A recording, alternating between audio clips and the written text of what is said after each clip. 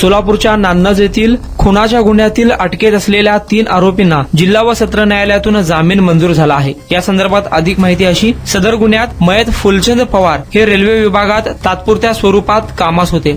ते राहत असलेल्या ठिकाणी यातील आरोपींनी त्यांच्या घरच्यांना शिवीगाळ करीत असल्याच्या संशयावरून आरोपी अनिल पवार, पिंटू पवार, कालिदास पवार यांनी 23/6/2023 रोजी 8 वाजेच्या सुमारास मयताच्या घरी जाऊन सर्वांनी हाताने तसेच लाताबुक्याने मारहाण करून ढकलून दिल्याने घरासमोरील चेंबरवर पडून त्यांना गंभीर दुखापत होऊन फुलचंद पवार यांचा मृत्यू झाला होता। त्याप्रसंगी तालुका पोलीस स्टेशन येथे या आरोपींविरुद्ध गुन्हा देखील दाखल झाला होता।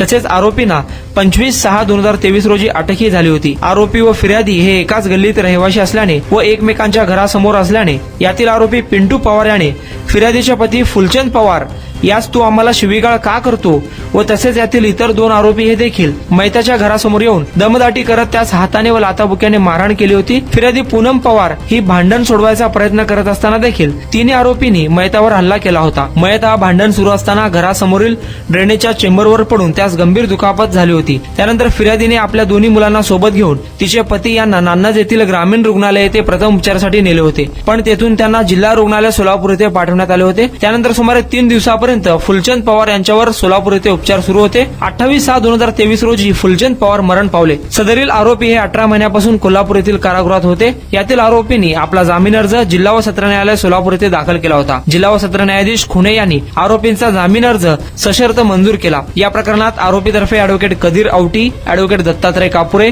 अॅडव्होकेट वैभव बोंगे यांनी काम पाहिले।